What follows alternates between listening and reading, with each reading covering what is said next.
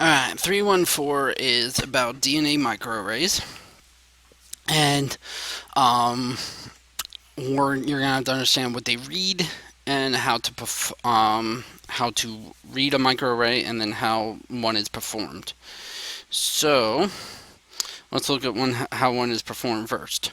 Alright, so our goal is to figure out what genes are causing cancer. That's what a microarray is for. And then we can take, if we eventually find these, we can take people, see if those genes are on and off, and actually diagnose them with cancer earlier in the stage, because they'll know what genes are on and off. Alright, so what you do is you take a control sample. So this would be from your normal cells. And you take an experimental sample, and this is going to be with cancer cells. Alright, you can actually do this with any different cells, but we're going to focus on cancer here.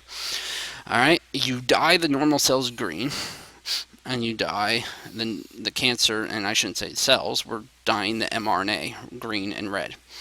Alright, reason why we're using mRNA, because mRNA is when the gene is expressed.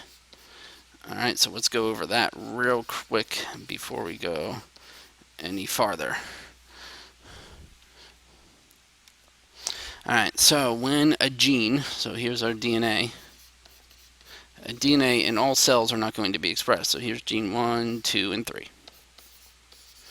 Alright, in any given cell, gene 1 might be expressed, meaning it makes the mRNA, which is then going to make the protein. Alright, but gene 2 and gene 3 are not going to. The reason why is because, let's say this is a skin cell, and gene 1 is melanin, this one is hemoglobin, and this one is actin. Alright, skin cells don't need hemoglobin or actin, and that's not what they do, but they need melanin. So they turn these genes off, and they turn this one on. That's because all our cells have the same DNA, so it actually has to turn those genes off in order to be a different type of cell. And then, since we only really care about the proteins that are in the cell, and that's what makes the cell, we don't care about the DNA, so we can just turn those off. Alright, so we're going to assume that whenever mRNA is made, that we're going to have the different DNA in our cells.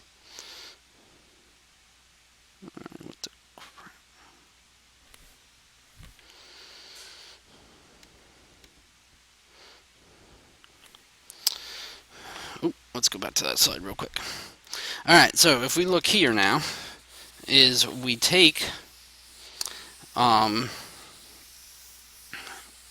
mRNA and we put it on a plate with a bunch of genes. So this would be gene 1, 2, 3, 4, 5, 6, so on and so forth. The ones that, and then these will attach. So this is a gene that we already know the specific DNA, and this is going to be complementary to this that we're putting on the plate, the cDNA.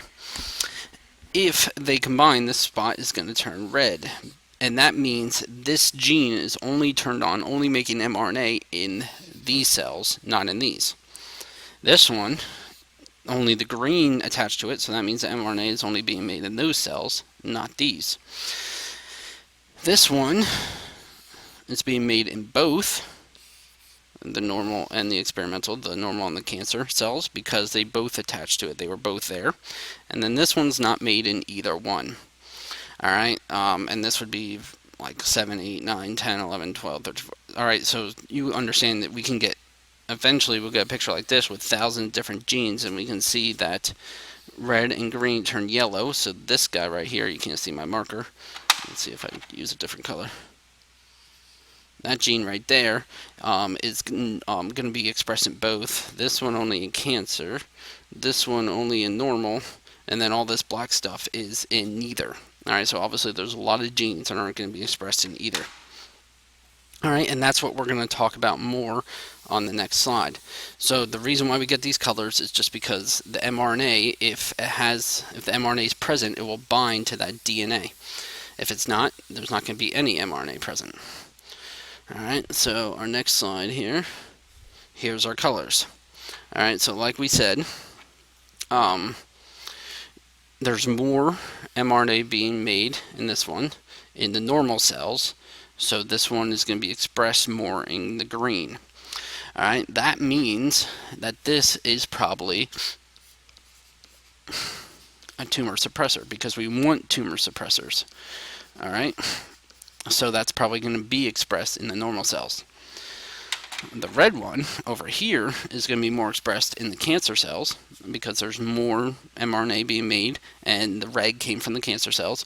So this is probably an oncogene because oncogenes are what are present to cause cancers. And remember, they're turned off. Tumor suppressors are turned off in cancer cells, so that's why they wouldn't be present in cancer cells. The yellow and the black, we're not going to worry about the brown. The black, there's no mRNA attached here. All right, that's because that gene is off, not being expressed. And then this one, there's equal amounts, so it turns yellow, and that means it's on in both. All right, the only ones we're going to really study for cancer is this one and this one. These we're not going to be concerned about because if it's off in both, obviously that gene has no bearing on cancer at all because it's off. And this one is equal in both, so it's probably not going to be dealing with cancer because if it's on in equal amounts in both of them, there's no difference. So we're looking for the ones that are different in the cancer and normal cells to see if those are causing cancer. All right, and that's pretty much all you need to know about those colors. You just need to understand, remember that red is oncogene, green is tumor suppressor, so on, this one's on in cancer, whoops, this one's off in cancer. This one's both on, that one's completely off. So this gene wouldn't, so if this was skin cancer, this would be like hemoglobin, and then this would be like melanin.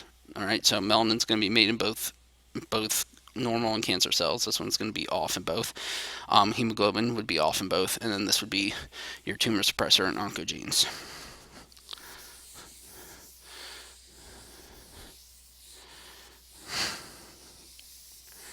Alright, last slide now is we can turn these numbers into, turn these colors into numbers to get actual proportions here.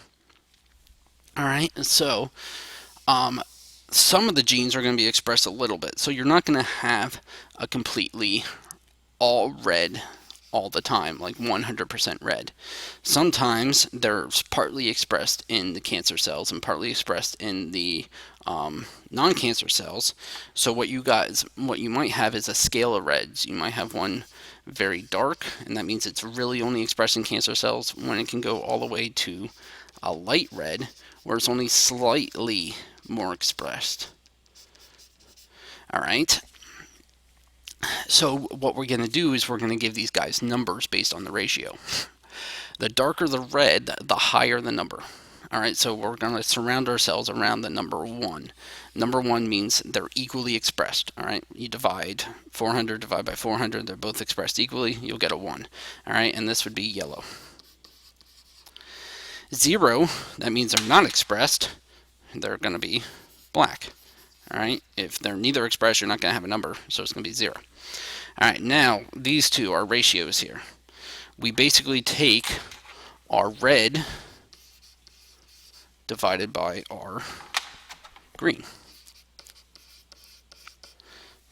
So if it's more expressed in our cancer cells, it's going to be above 1 because it would be like 2 over 1, and you would get a number 2.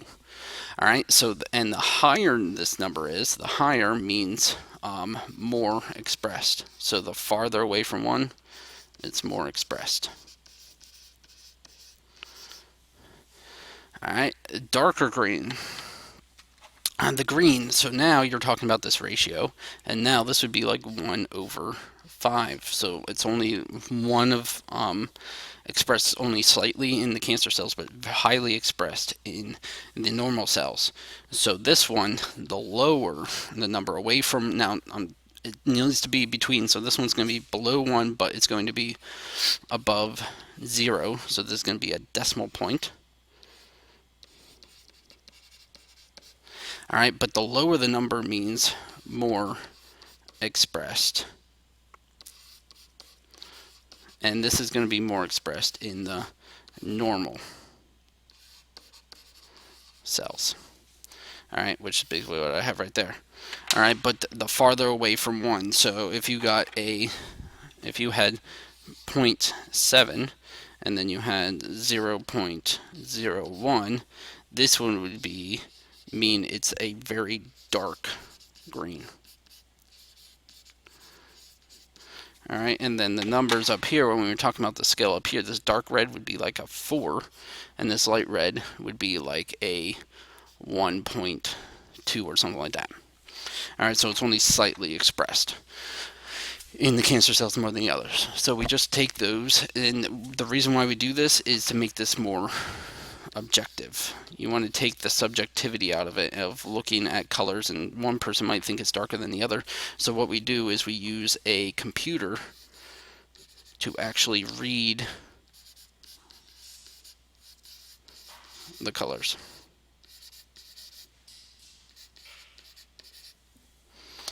Alright, and that is it for this review.